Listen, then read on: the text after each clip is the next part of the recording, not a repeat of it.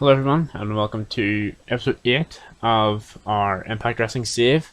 Those of you who've seen last episode will know that I talked a bit about how we're doing really well at getting all of our feuds in the show, and then I realized we didn't cover Eric Young and Rich Swann, which was literally the closing segment, the bit where you're meant to be like, oh, I want to tune in next week, to the next episode of Impact so that I can see what happens there. So, maybe we're not doing as well as we thought. But today I think we've got everything. 18 segments, 115 minutes. So let's jump into the show here. So we open with Moose making his entrance again to his TNA World Heavyweight Championship defense, 42 rated segment. It's just Moose making his entrance while Matthews and Callis hype up what happened last week. Of course, Heath got a roll up on him after EC3 hit his, Moose battered Heath. EC3 rolls into the ring after ref bump, hits his finish on Moose, and then pulls Heath on top of him, and then leaves the TNA World Heavyweight Championship in front of Moose, saying that next week he'll have to defend it.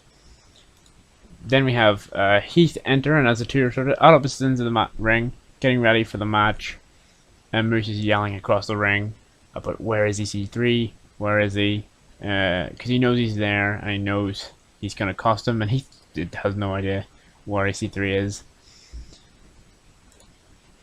The match gets a 35, not great, I was hoping for a lot better than that, but Heath gets a 48, Moose gets a 43, it was 12 minutes, Moose won with the game breaker after dominating Heath. Maybe it's because we said it dominate. Inconsistency, stamina in a 10-minute match, 12-minute match, no experience, lack of a storyline. Okay, I probably should put EC3 on commentary or something maybe. After the match, Moose continues his beatdown of Heath. To the point where Rhino gets in the ring. Rhino exchanges a few digs with Moose. Moose pushes him off, hits that nice spear that he has on Rhino. He goes to beat down Rhino, then EC3's music hits, he charges to the ring, they brawl, Moose rolls out of the ring, starts wrecking ringside, begins to storm off, and EC3 says, "You want me? Next week, me and you, last man standing." So that'll be probably our main event for next week, although I think we have a big card for next week, so even though we don't pay-per-view, it's a big card. 48 rated segment from here. Then we have Tenille Dashwood picking up another win to continue undefeated, I believe, since her return. She beats Kimberly in a 35 with a roaring elbow. Dashwood a 43, Kimberly a 42. Why did that get less than both of their ratings? No experience. The fact they're both faces inconsistency. No storyline. Okay, no problem. After the match, so we go to like commercial break, I guess, and then when we come back, Tenille Dashwood is backstage being congratulated by Kelly Ray on her fantastic victory, but Susie is not as impressed. Not impressed, but not falling as much for Tenille's tricks. And she seems to be apprehensive. And Tenille Dashwood challenges Susie to a match next week on Impact Wrestling. This segment is a 45. Not bad. Looks like we might actually have a decent show this week again. 36, not great. Rich Swann comes to the ring. He covered, the fact he's been off and he was put out of action by Eric Young, and how he's been feeling while he's been off. And he, after one of those heartfelt, emotional promos, Rich Swann asks EY to come out. There's no one comes out. Then through the camera is just on at an angle on Rich Swann, so you can't really see what's going on behind him. And then suddenly, bang! Steel chair to the back. He drops. The camera pans over a wee bit. You can see Eric Young standing behind him. Eric Young hits him again, and he goes to him again, and then some refs come out. Willie Mack maybe comes out to Eric Young rolls out of the ring and leaves the crowd after having dropped Rich Swann with a steel chair. 50, Eddie Edwards and Hernandez. Eddie Edwards gets the win over Hernandez with a forward lung blower. 58 for Eddie, 35 for Hernandez. Another mid-card show for Eddie Edwards as we again involve him in the Hernandez Daga storyline on the slight basis of just him being around while it's going on. I mean, eating away to get all those guys on TV. Good match though. And after the match, they probably should have scripted, but Daga and Hernandez have a little backstage interaction. Daga sort of maybe nods at Eddie at Hernandez as he goes by, and Hernandez is like, "Oh, get him next time." 35 rated segment, not bad. 31. The tables have turned in this week's episode of Impact, as when Johnny Swinger is maybe sitting backstage and catering or something, Chris Bay says to him, "Oh, are you not ready to go?" Swinger's, "What do you mean? He's not even in ring gear or anything." But he's like, "Oh, well, you know, since you got me all those matches, I was so pleased with you getting me. I got you a match tonight, right now, with Falaba. 31. Decent segment. The match is a 22. Horrible match. It's 3 minutes long, as Falaba squashes Johnny Swinger, who's probably not even in ring gear. 31 rating from Falaba, 28 from Johnny Swinger. Not bad. Backstage, before Tasha Steelz faces Deonna Purrazzo, we see a backstage camera pick up Deonna Purrazzo having a conversation with Kiera Hogan and Tasha Steelz. 40 rated segment, not bad. Then we have a episode of Locker Room Talk, as the tag team champions are on this week's episode.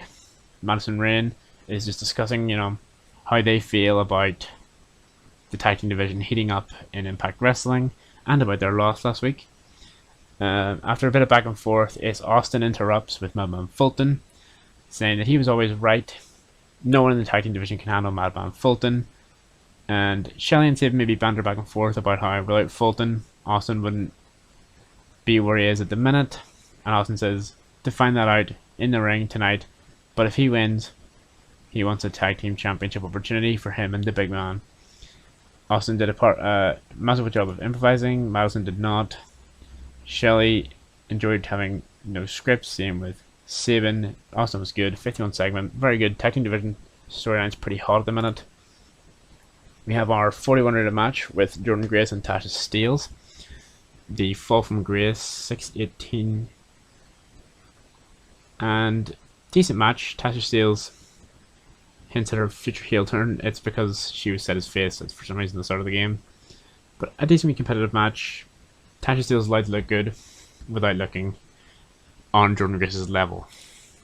And after the match, the heels beat down Jordynne Grace, but Jordynne Grace is saved by Kiera Hogan and Nevaeh, who have been pseudo-feuding with Tasha Steelz and Kiera Hogan on, Explosion. 42 rating. Decent. You don't really need to know that they've been feuding on Explosion, obviously, because you won't have seen it, but it's just Jordynne Grace being saved by the babyfaces. Sort of like in our 80s save with the WWF, where Hogan and all the other babyfaces have allies that you can partner them with when they needed backup. This is sort of a similar thing.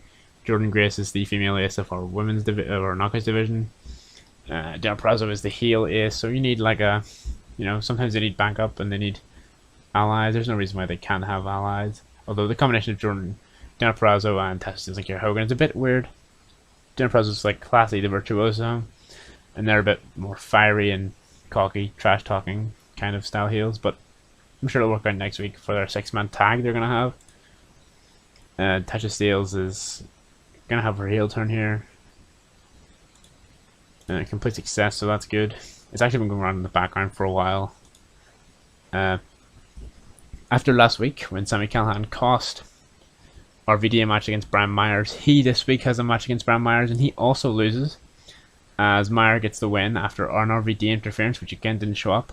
But 50 rated segment, 56 for Callihan, 41 for Brian Myers, who again won, this time with a big win over Sami Callihan, who I believe has a segment after this. Oh, we'll turn him now then if we can. Yeah, Callihan's turned face.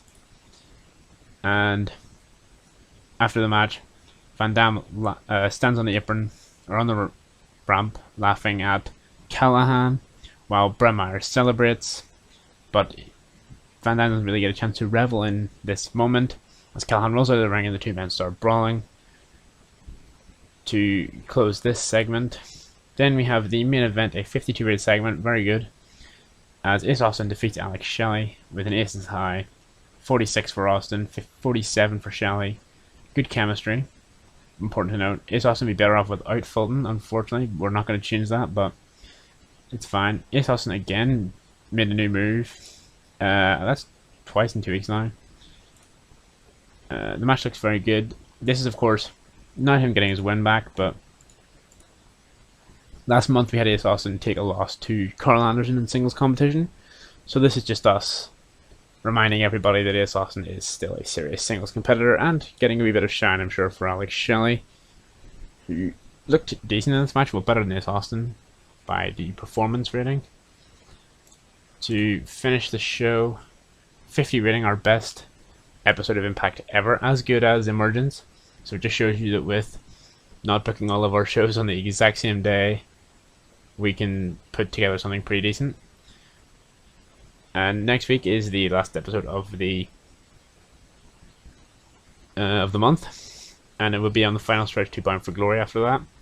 So far for next week we have Tennille Dashwood versus Susie, EC3 versus Moose, Last Man Standing, the tag team title match between Ace Austin, Madame Fulton and the Motor City Machine Guns, and a 6-woman tag where Jordan Grace tags with Havoc and Nevaeh against Diana Perrazzo, Kiera Hogan, and Tasha Steelz.